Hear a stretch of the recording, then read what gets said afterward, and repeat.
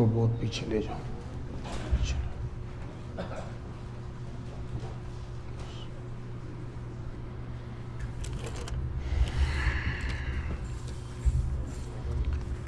اعوذ باللہ السمیع العلیم العظیم الحفیظ بوجہ الکریم وسلطانہ القدیم من الرجس الخبیث المخبث الشیطان اللعین الرجیم وقبیلہ ونفخہ ونفسہ وہمزہ.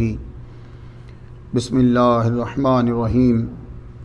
تمام نبیوں کے سردار حضرت محمد صلی اللہ علیہ وآلہ وسلم اور تمام مذاہب کے سردار دین اسلام کے پیروکاروں، سلام علیکم. طبتم، برکتیں اور رحمتیں ہوں آپ پر. ھذا رحمت من ربی. آج سورۃ الہمزہ جو مکہ میں نازل ہوئی اس کا درس ہے. یہ سورہ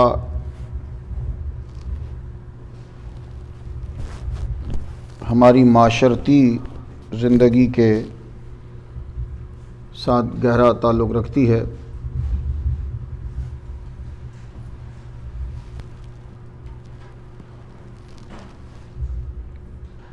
اس کا آغاز ہوتا ہے وَيْلٌ لِكُلِّ ہُمَزَةٍ لُمَزَةٍ. اس سورہ کا نام ہمزہ اسی لیے ہوا کہ اس کی پہلی آیا کے اندر یہ ہمزہ لفظ آیا. ویلن ہلاکت ہے، اور ویلن کا ترجمہ کہتے ہیں کہ ایک خاص گڑھا ہے. تو ویلن جو ہے یہ مبتدا ہے پر نکرہ ہے، حالانکہ مبتدا معرفہ ہوتا ہے. یہ نحو جو پڑھتے ہیں وہ سمجھیں گے. مبتدا معرفہ ہوتا ہے، یہاں ویل نکرہ ہے کیونکہ معرفہ کے اوپر تنوین نہیں آتی. یہ ویل ہے، نکرہ ہے. تو نکرہ مبتدا کیوں بن گیا؟ وجہ یہ ہے یہ اپنی شہرت کی وجہ سے بن گیا. یاد رکھیے گا، کبھی کوئی کویشچن کر دے. اکثر بچے جب پڑھ رہے ہوتے ہیں نا مدرسے میں تو کوئی بڑا بندہ پھر ایسی چیزیں وہ اچھا مبتدا معرفہ ہوتا ہے تو پھر ویل مبتدا ہے، معرفہ کیوں نہیں ہے؟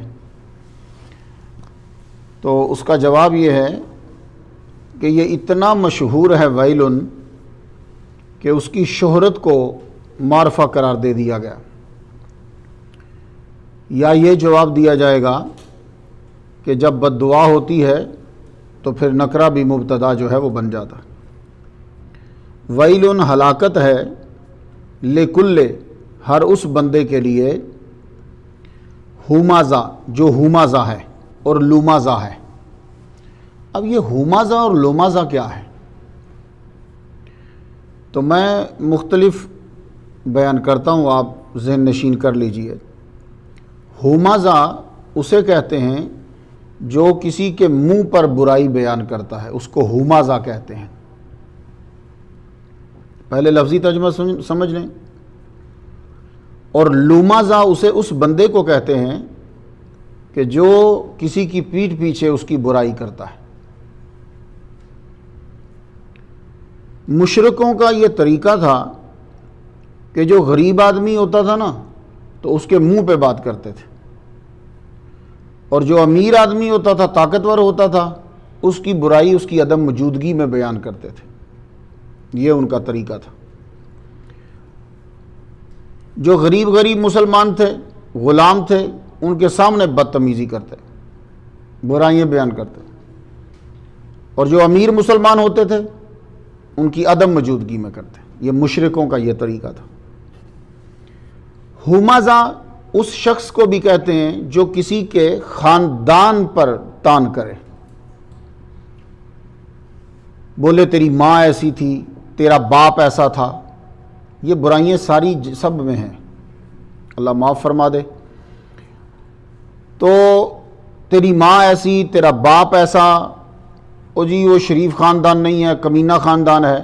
اس بندے کو ہمزہ کہتے ہیں جو یہ حرکتیں کرتا ہے مسلمانوں سے. اور لمزہ اس شخص کو کہتے ہیں جو کسی مسلمان کی تذلیل کرتا ہے اشاروں کے نایوں سے، اس کا مذاق اڑاتا ہے۔ اس کا تجربہ بھی آپ کو ہوا ہوگا۔ وہ سامنے بولتے تو نہیں ہیں لیکن آنکھوں کے اشارے ایسے کرتے ہیں، ہاتھوں کے اشارے ایسے کرتے ہیں کہ جس سے مسلمان کی تذلیل ہوتی۔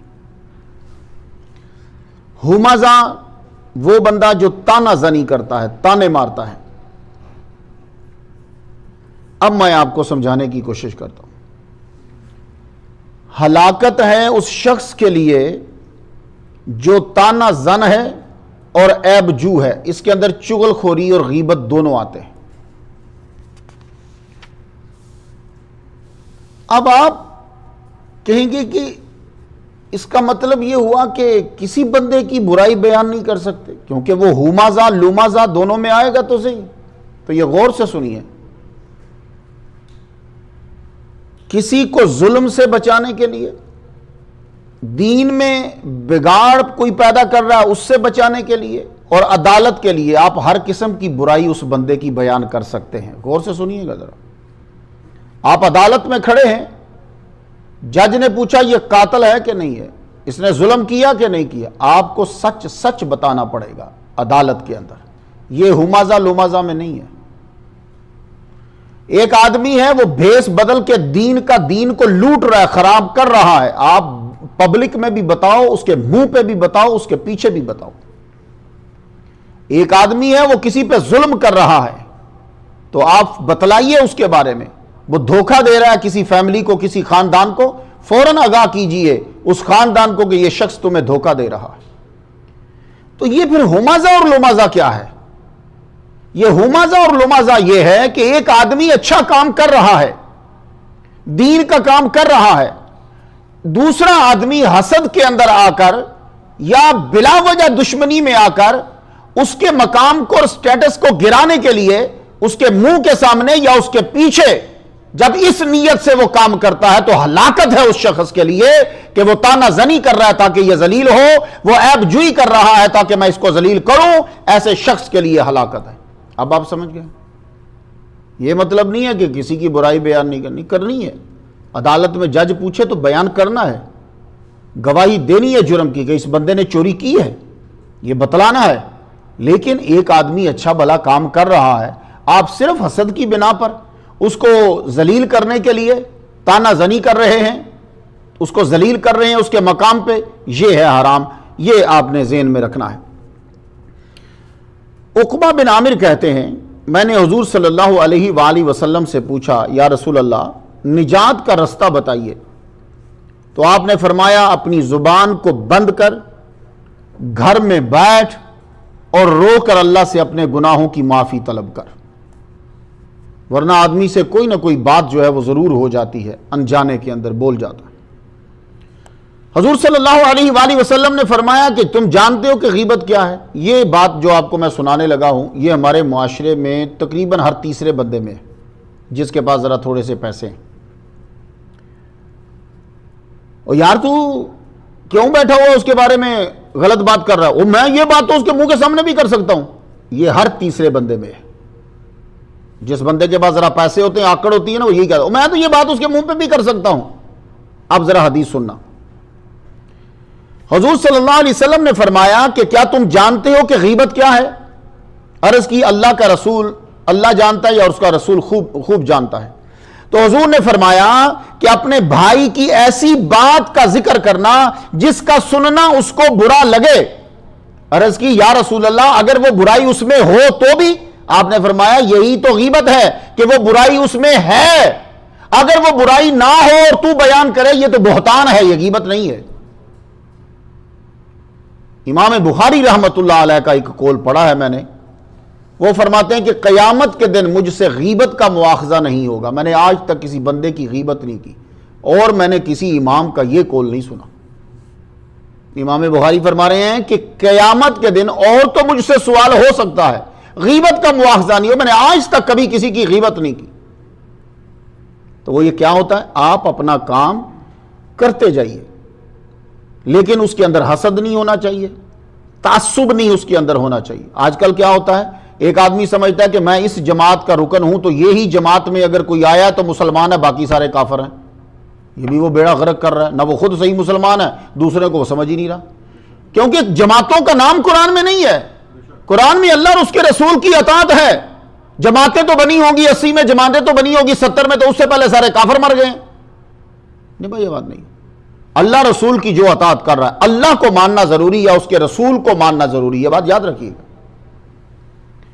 تو وہ تعصب میں آ کر اگلے آدمی کو ڈیگریڈ کرنا، یا وہ کہیں کام کر رہا ہے تو اس کے بعد میں تمہیں بتاؤں اس کی باتیں، جب وہ کام کر رہا ہے تو ایسے شخص کے لیے ہلاکت ہے۔ اب ذرا غور کرنا ہوتا اس کے، یہ اکثر یہ حرکت کرتا کون ہے بندہ؟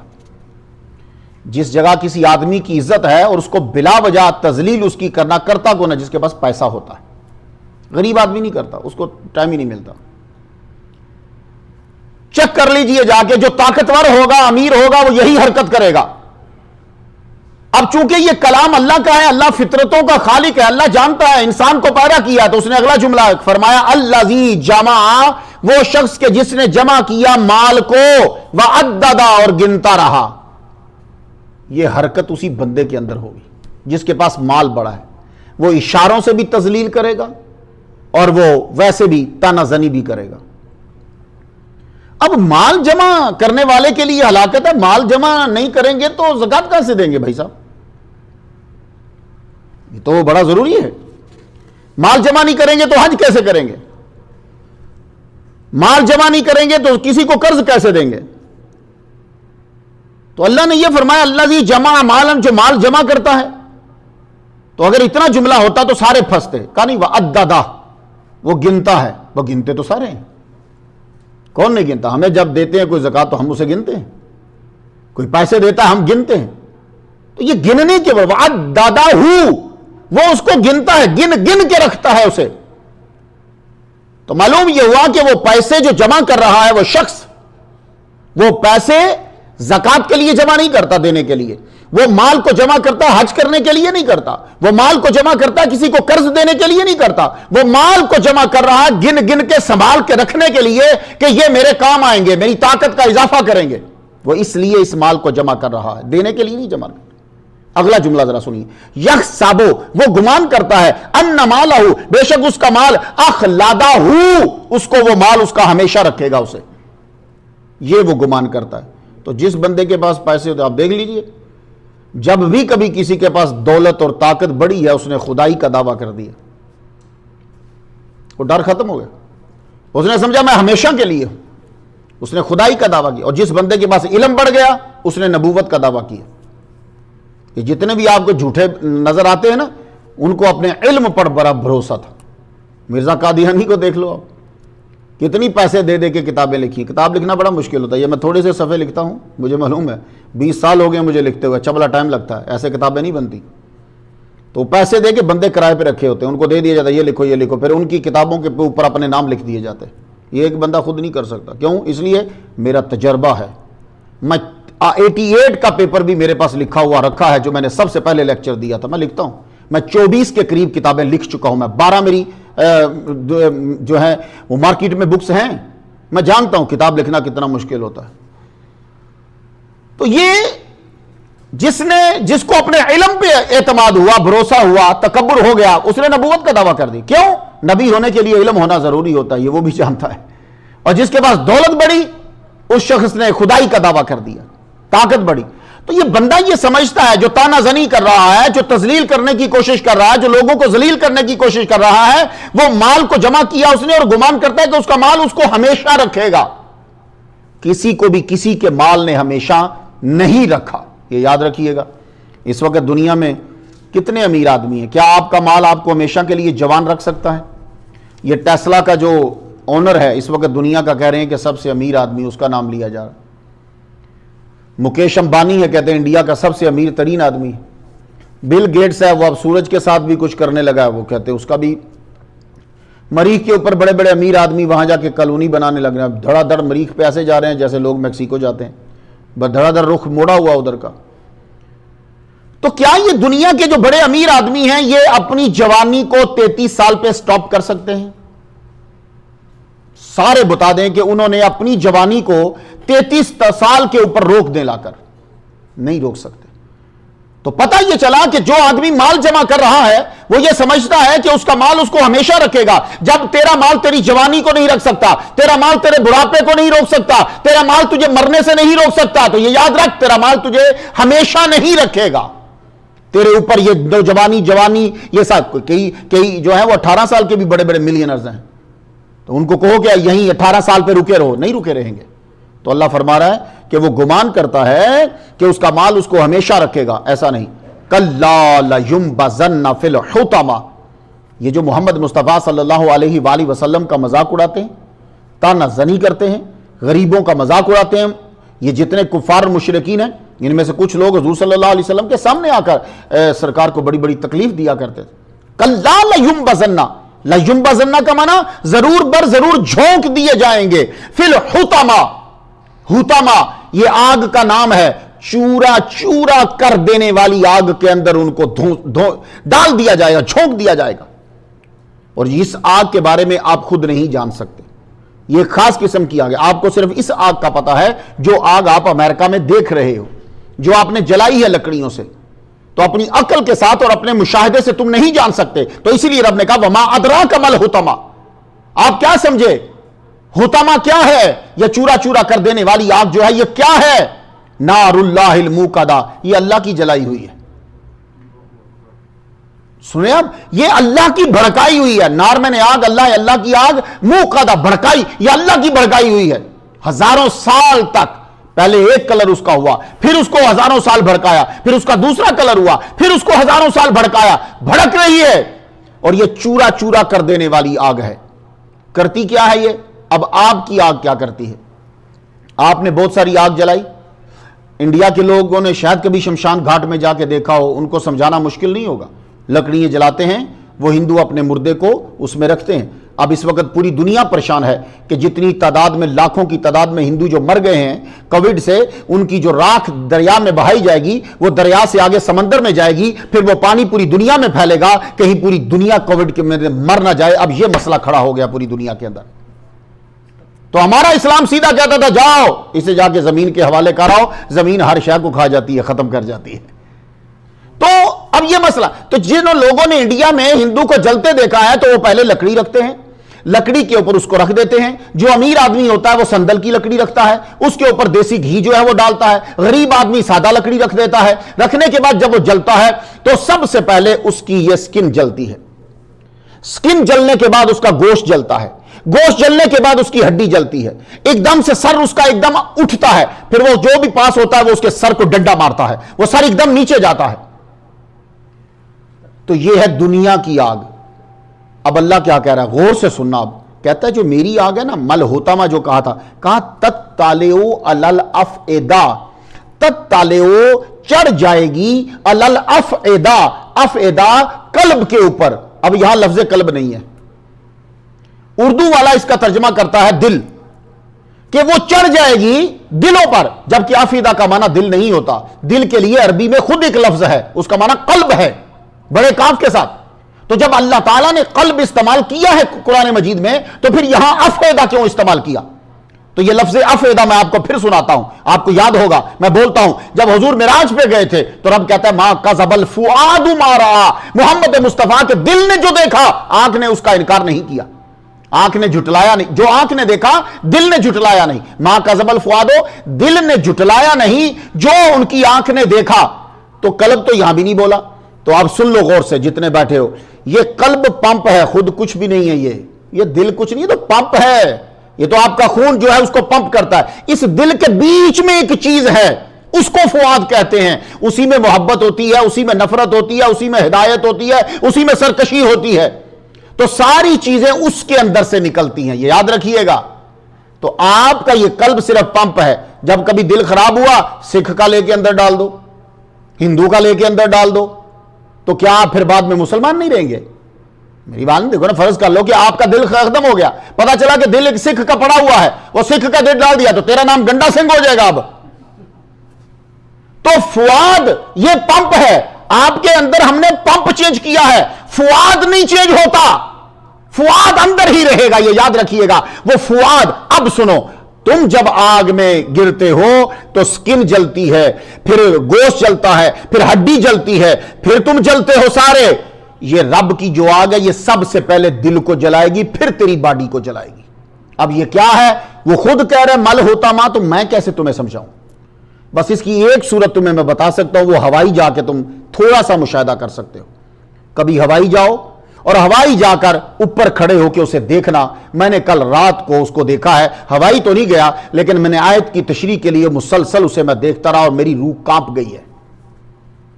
وہ ہوائی سے لاوا جب نکلا، گاڑیوں کو لیتا گیا، مکانوں کو لیتا گیا، ہر شے کو اندر لیتا ہوا، سمیٹتا ہوا، جلاتا ہوا، پگھلاتا ہوا۔ آگ پانی کی طرح ہوائی سے نکل رہی ہے، پانی کی طرح، ایسے لگتا ہے کہ لوہا پگھل گیا ہے۔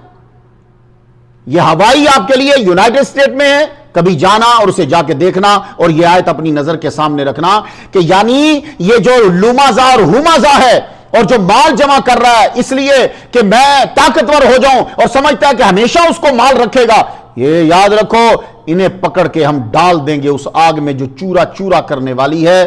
یعنی اس کو دیکھتے ہی ان کے دل پہ ہیبت بیٹھ جائے گی پہلے ہی۔ اور پھر آدمی جب کبھی حرارت میں جاتا ہے، گرمی میں جاتا ہے نا دنیا میں، تو آسانی کے چانسز ہوتے ہیں۔ آپ کو بڑا شدید بخار ہو جائے، 104 بخار ہو جائے تو آپ کو راحت مل سکتی ہے۔ وہ کیسے؟ ٹھنڈی سانس اندر گئی، یہ حرارت کی سانس گرم باہر آئی، تھوڑا سا سکون تو ملا۔ اب اللہ فرما رہا ہے جب وہاں جائے گا تو حالت کیا ہوگی؟ انہا علیہم مؤصدہ، ہر طرف سے بند کی ہوئی آگ میں ڈالا جائے گا۔ یہ آگ ہر طرف سے بند کی ہوگی، یعنی یہ سانس لیا تو بھی گرم، نکالا تو آلریڈی گرم، یہ ہر طرف سے بند ہے۔ اور پھر بعض اوقات ایسا ہوتا ہے گرمی لگتی ہے، ہم دروازہ کھول کے باہر چلے جاتے ہیں کہ یار ہوا لگے گی، تھوڑا سا سکون ملے گا۔ سن لو، فی آمد ممددہ، لمبے لمبے ستونوں سے وہ بندہ باندھا ہوا ہوگا، باہر نکلنے کے چانسز ہی نہیں۔